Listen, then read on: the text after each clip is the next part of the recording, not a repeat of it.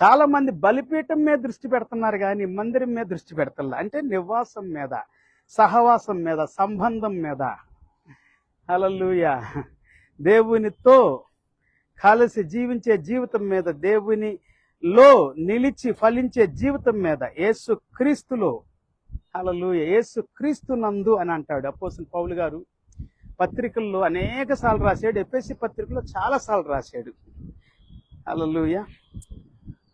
So కాబట్టి పిల్లారా, సహవాసం ప్రాముఖ్యం.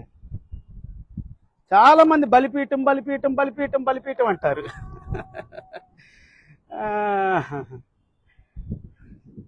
బలిపీఠం లేదు తర్వాత, అసలు తెలుసా మీకు? ఇప్పుడు కూడా లేదు బలిపీఠం. బలిపీఠం మీద పెట్టినంత దృష్టికి దేని మీద పెట్టట్ల. మనుషుల్ని రాంగ్గా నడిపిస్తున్నారు, తప్పుడుగా నడిపిస్తున్నారు, చాలా తప్పుడుగా. బలిపీఠం అనేటువంటిది పాపం చేసిన తర్వాత వచ్చింది. దేవుడు ఒక బలిపీఠాన్ని ఏర్పాటు చేసి ఆ బలిపీఠం మీద బలి అర్పించాడు. బలిపీఠం లేకుండా బలి ఎట్లాగా అర్పిస్తాడు? బలి అర్పించాడు కాబట్టే చర్మాలు వాళ్ళకి ఇవ్వబండి, చొక్కాయలుగా. చర్మం ఎక్కడి నుండి వస్తుంది? ఇదేనో దాన్ని బలిస్తేనే కదా. మొట్టమొదటి బలి కూడా మొట్టమొదటి బలిపీఠం మీద దేవుడు అర్పించిన బలి అని గుర్తుపెట్టుకోండి.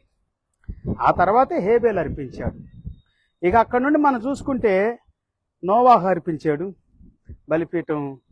ఆయన అరారత్ కొండపైకి వచ్చిన తర్వాత మొట్టమొదటిగా బలిపీఠాన్ని కట్టాడని దేవుని వాక్యం సెలవిస్తా ఉంది. దేవునికి స్తోత్రం. హల్లెలూయా.